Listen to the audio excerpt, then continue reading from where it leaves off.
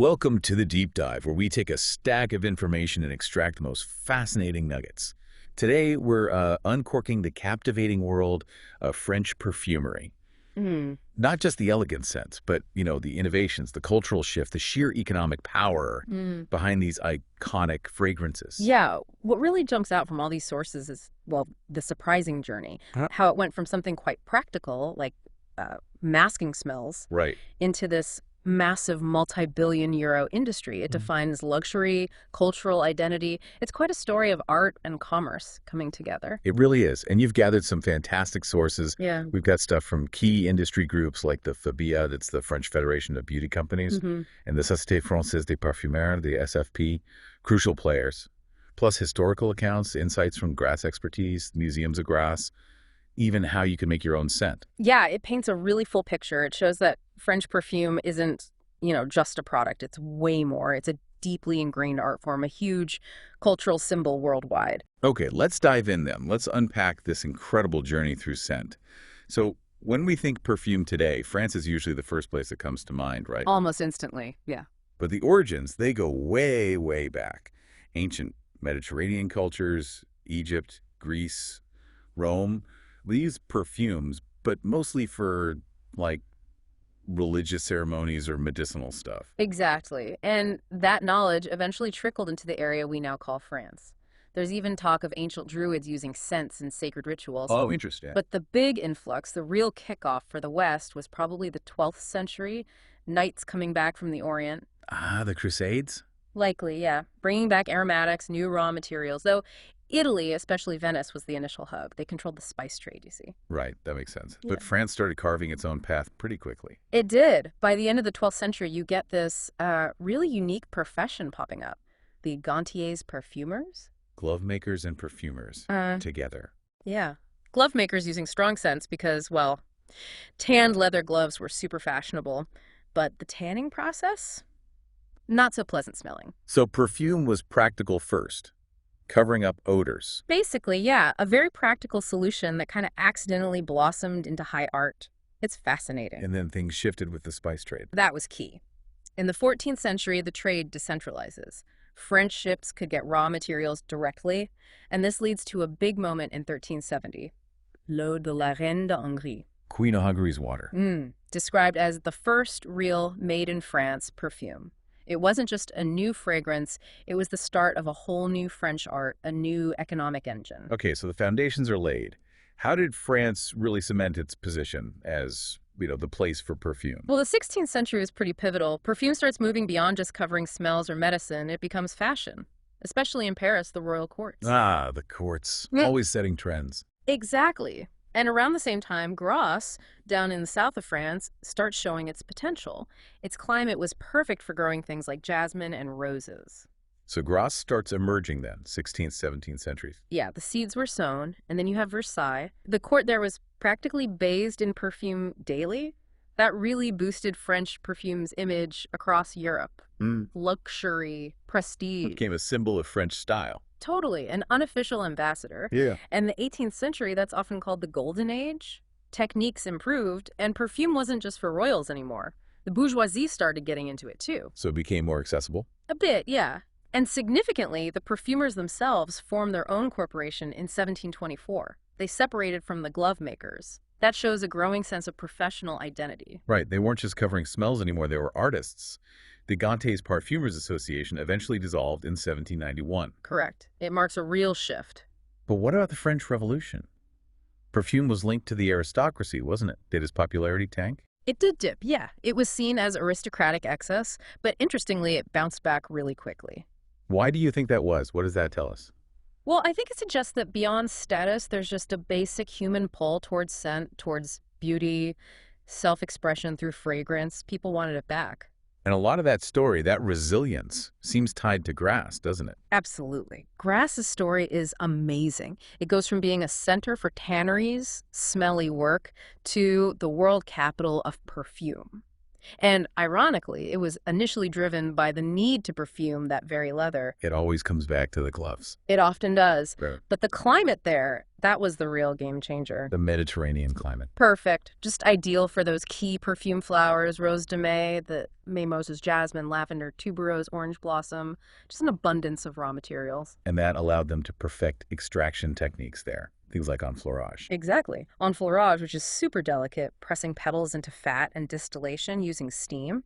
They mastered these methods in Grasse, techniques still valued today for their quality. That knowledge, that climate advantage, it built up over time. Centuries. And that accumulated know-how is now branded as Grasse expertise.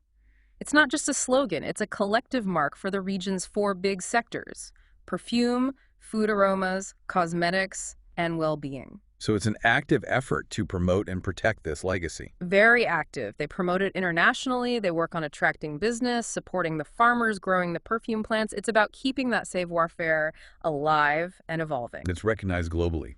UNESCO Intangible Cultural Heritage status since 2018. That's huge. It really is. It acknowledges it's not just an industry, but a living cultural tradition. And for anyone listening who wants to experience this, there's the International Perfume Museum, the MIP, in Grasse. Yes, and it's gardens in Mouansartou. They conserve the plants, show the history, even run workshops. It's a great place to really connect with it all. And connecting with it also means understanding the role of the nez, the nose, the master perfumers. Ugh, the noses. Their skill is just incredible. Imagine having a memory for thousands of smells and knowing exactly how to blend them. They're artists, really. And the iconic French houses, they're built on the legacies of these amazing talents. Like Guerlain, founded way back in 1828. Right. Pierre-François Pascal Guerlain. And then Aimé Guerlain created Jicky in 1889. Often called the first modern perfume because it mixed natural ingredients with new synthetic notes. That was radical. Groundbreaking. And Shalimar in 1925. Still iconic. A true masterpiece. Jacques Guerlain, that oriental fragrance. Still influential today. Then there's Chanel, Coco Chanel, and Ernest Beau. N Degree 5 in 1921.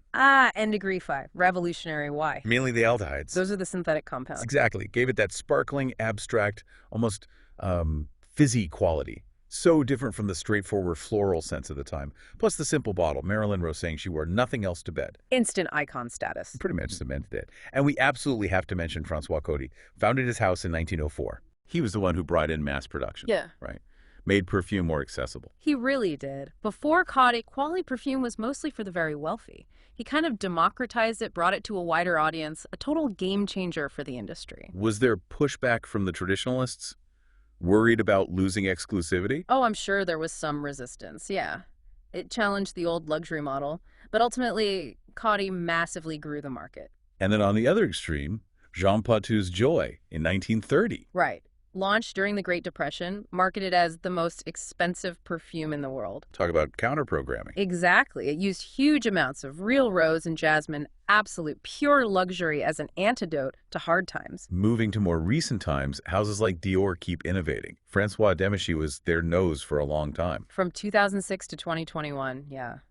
He created big hits like Sauvage, but also reinterpreted classics like Eau Sauvage, kept the legacy fresh. And Jean-Claude Elena at Hermes, known for a different style. Very different. Much more minimalist, subtle, elegant.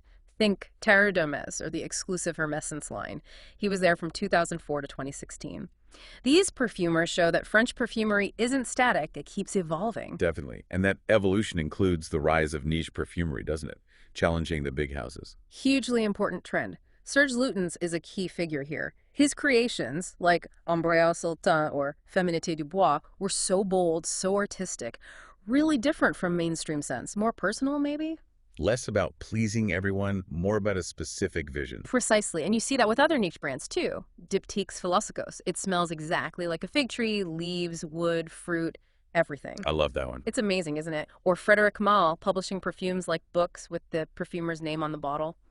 Portrait of a Lady is a massive, complex rose. These brands really spotlight the artistry of the nez. So this French touch we hear about, What actually defines it? What's the essence of French perfume creation? Well, it's often described as having this blend of elegance but also audacity, a willingness to innovate. There's a real mastery in balancing natural raw materials with synthetics. That balance is key. It allows for both realism and abstraction, and it's often structured using the olfactive pyramid. Top, heart, and base notes. Exactly. The bright top notes hit you first, but they fade. Then the heart notes emerge, the core character. And finally, the base notes linger, giving depth and longevity. It's designed to evolve on the skin to tell a story over time. It's quite sophisticated. And it's more than just the juice in the bottle, isn't it? It's tied into French culture, luxury. Absolutely. It's a pillar of the luxury industry, a key part of the French art de vivre, the art of living. It's deeply woven into fashion, haute couture. You often see fashion designers launching signature scents. The whole package. The scent, the bottle, the marketing. Right. Sophisticated marketing is crucial. Collaborations with artists, filmmakers, designers. It all shapes this global image of French perfume as the ultimate in chic. And it works, economically speaking. The numbers are pretty staggering, right? They really are. French perfume exports hit 8 billion euros in 2024. That's up over 13% from 2023, and it's more than doubled in just 5 years. It's a powerhouse. Wow. It shows the global appeal hasn't faded one bit. And there are efforts to actually preserve this heritage beyond just the brands themselves. Yes, definitely. The Osmothèque in Versailles is fascinating. It's the International Perfume Conservatory. What do they do exactly? Their mission is literally to preserve the memory of smells. They collect existing perfumes, track down old formulas, and even recreate lost fragrances based on those formulas. It's like a library of scents. That's amazing. So you could theoretically smell perfumes that don't exist anymore. You can. They hold themed olfactive conferences where you get to smell these historical reconstructions. It's supported by groups like the SFP and Physia. And the SFP, the Société Française des Parfumeurs, they do more than just support the Osmothèque. Oh, yes. They bring together people from across the industry, perfumers, chemists, marketers. They promote French excellence, like with their International Young Perfumer Prize. Fostering new talent. Exactly. They just announced the 2025 winner, Clémentine Bonne, for her creation Lavande Argentée, Silver Lavender. It shows the industry is actively looking forward, nurturing the next generation. And looking forward also means facing modern challenges, like sustainability. That's a huge focus now. Consumers are demanding it eco-friendly products, sustainable sourcing, natural ingredients where possible, ethical practices. It's pushing the industry to change from how ingredients are farmed right down to the packaging. So the future of French perfume might smell greener. In a way, yes, it's a major shift impacting everything.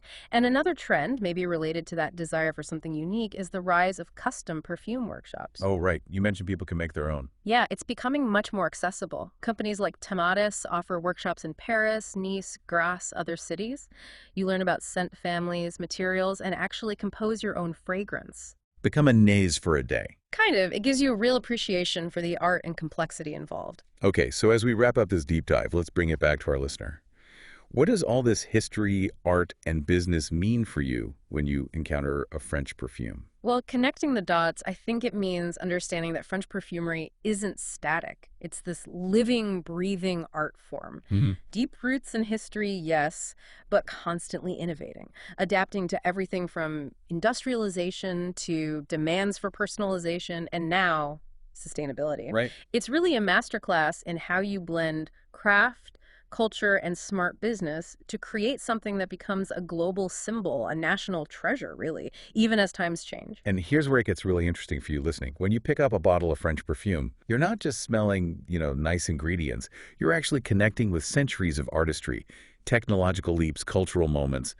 It's history in a bottle, in a way. It truly is. Which leads to a good question to ponder, maybe. What fragrance, old or new, really sums up that idea of a timeless masterpiece for you? And looking ahead, how do you think this big push towards sustainability might actually change what we think of as a French perfume in the future? Will the scent profile itself shift?